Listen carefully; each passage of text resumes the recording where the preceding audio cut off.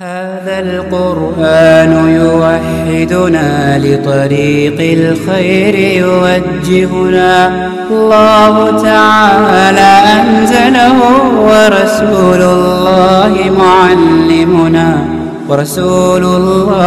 معلمنا هذا القرآن يوحدنا لطريق الخير يوجهنا الله تعالى أنزله ورسول الله معلمنا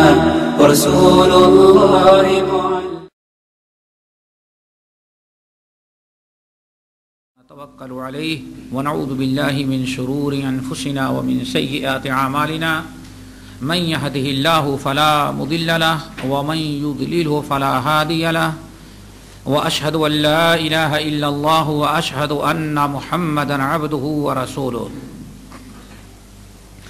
يا أيها الذين آمنوا اتقوا الله حق تقاته ولا تموتن إلا وأنتم مسلمون يا أيها الناس اتقوا ربكم الذي خلقكم من نفس واحدة وخلق منها زوجها وبث منهما رجالا كثيرا ونساء واتقوا الله الذي تساءلون به والأرحام إن الله كان عليكم رقيبا يا أيها الذين آمنوا اتقوا الله وقولوا قولا سديدا يصلح لكم أعمالكم ويغفر لكم ذنوبكم ومن يطع الله ورسوله فقد فاز فوزا عظيما أما بعد فإن خير الحديث كتاب الله وخير الهدي هدي محمد صلى الله عليه وسلم وشر الأمور محدثاتها وكل محدثة بدعة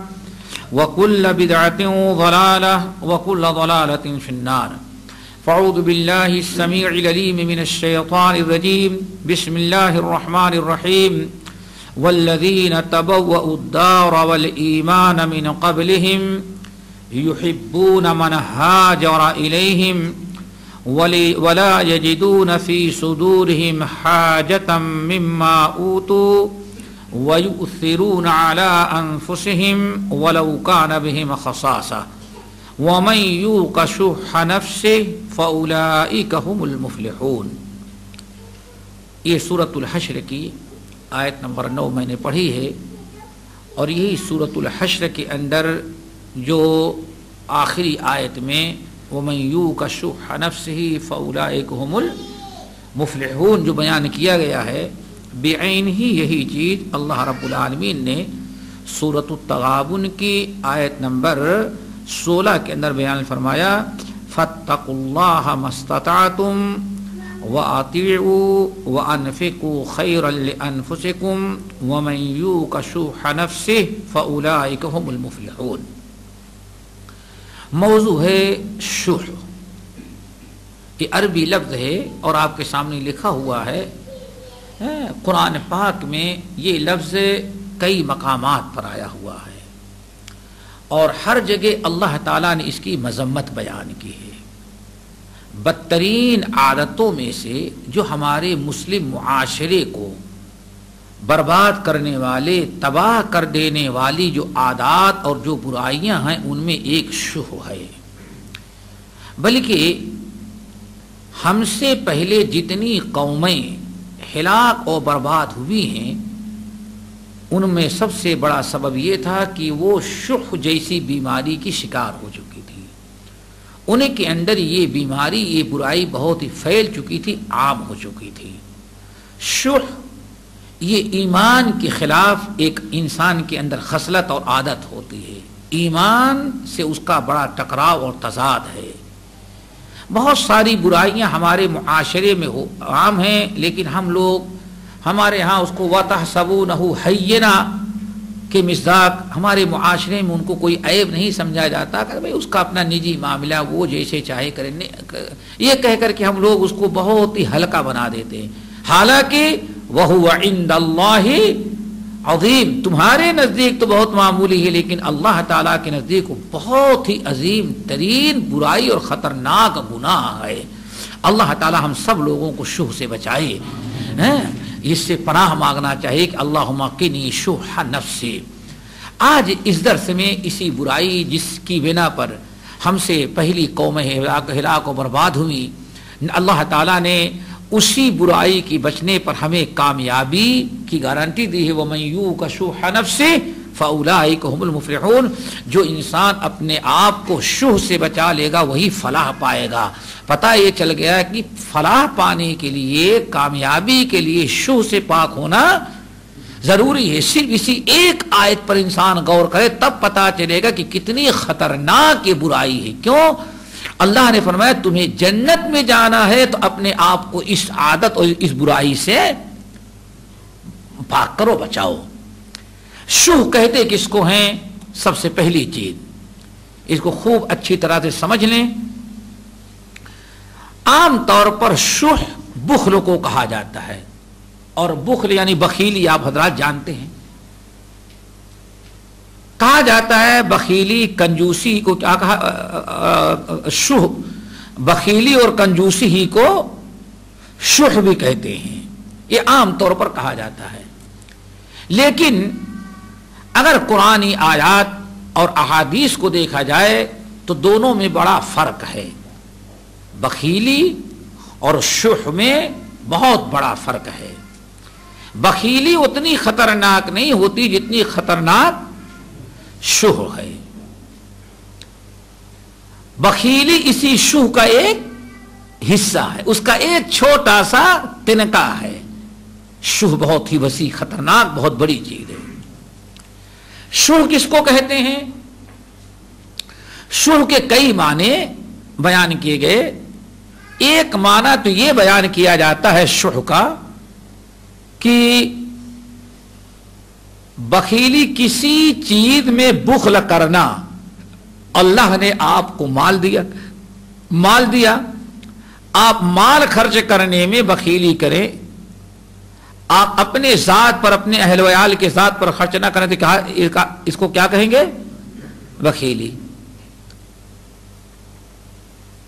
لیکن اگر بخیلی ہو اور حرص اور لالچ بھی ہو تو اس کو کیا کہا جاتا ہے؟ شح۔ فرق ہو گیا نا؟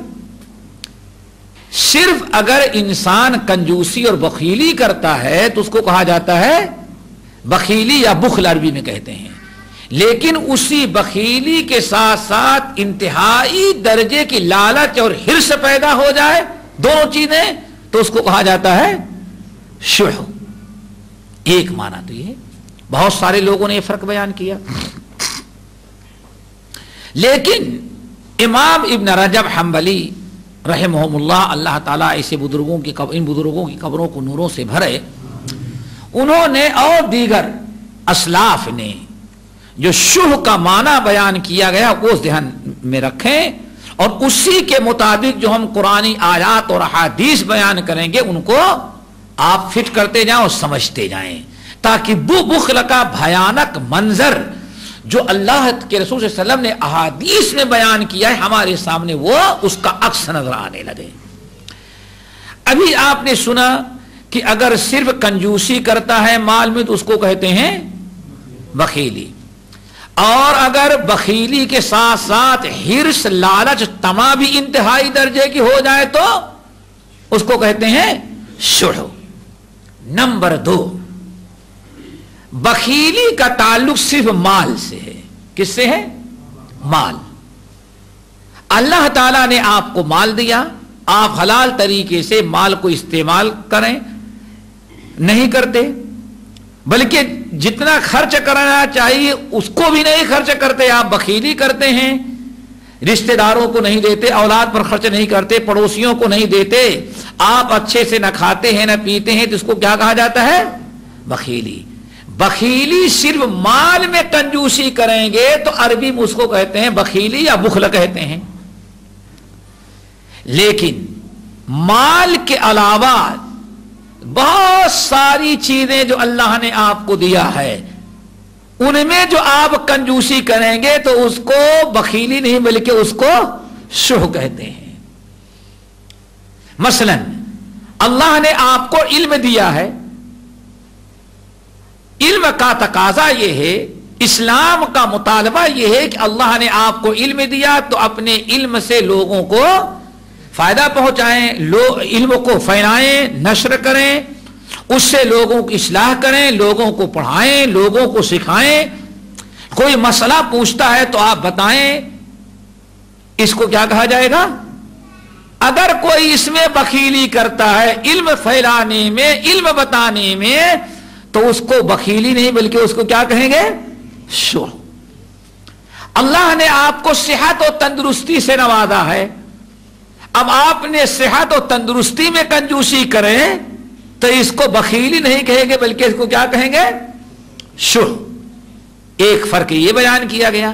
لیکن امام ابن رجب رحمت اللہ علیہ اور دیگر اسلاف نے اور صحابہ کرام میں حضرت عبد الرحمن بن عوف، حضرت عبد الرحمن بن عوف، حضرت عبداللہ بن مسعود رضی اللہ تعالیٰ عنہم اجمعین، ان صحابہ کرام نے جو شہ کا معنی بتایا ہے وہ سمجھیں۔ اصل میں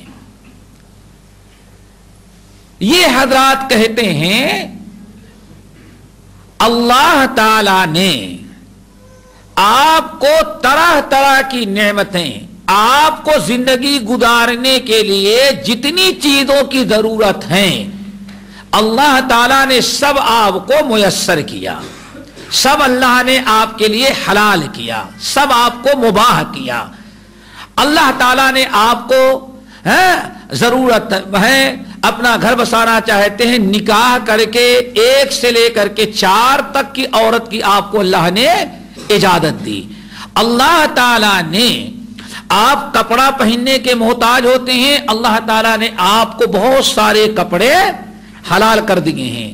آپ سواریاں استعمال کرنا چاہتے ہیں، اللہ تعالیٰ نے بہت ساری سواریاں آپ کے لیے، آپ کو منع نہیں کیا، مجبور نہیں کیا کہ آپ کو کپڑا پہننے سے منع کر دے، آپ کو اور شادی کرنے سے روک دے، نہیں، اللہ تعالیٰ نے آپ کو کے لیے ساری چیزیں ضرورتوں کی حلال کی ہیں۔ آپ کھانا کھاتے ہیں، بہت ساری چیزیں اللہ نے آپ کو حلال قرار دے دیا ہے۔ اگر آپ زندگی گزارنا چاہیں تو کبھی حرام غذا کے محتاج نہ رہ جائیں۔ اللہ نے آپ کے تجارت، کاروبار، ذرائع آمدنی کے لیے ہزاروں حلال راستے مقرر کر دیے ہیں، نشاندہی کر دی ہیں۔ اگر آپ حلال طریقے سے روزی روٹی کا انتظام کرنا چاہیں تو آپ کے لیے اللہ تعالیٰ نے راستے ہموار کیے ہیں۔ آپ کو کی جتنی بھی ضروریات تھیں ہر ایک کے لیے اللہ تعالیٰ نے حلال چیزیں مقرر کر دی ہیں۔ اب اگر کوئی انسان حلال چیزوں کو تو استعمال ہی کرتا ہے لیکن اس پر قناعت ہی، یاد رکھیں جو میں نے مثال دی، ازدواجی زندگی سے لے کر کے کپڑے پہننے تک کی میں نے کئی مثالیں دی۔ اللہ تعالیٰ نے آپ کے ضرورت بھر کے لیے حلال کیا ہے۔ اب اگر کوئی آدمی ان حلال چیزوں پر قناعت نہ کرے، ان حلال چیزوں پر قناعت نہ کرے بلکہ حرص اور طمع اور لالچ اس کی بڑھتی جائے، حلال کے ساتھ اب یہی چیزیں حرام طریقے سے بھی حاصل کرنا چاہتا ہے تو اس کو کیا کہا جاتا ہے؟ شح۔ کچھ فرق محسوس ہوا؟ اللہ تعالیٰ نے اس وقت مارکیٹ میں جو ہمارے آپ کے کپڑے موجود ہیں حلال طریقے سے، وہ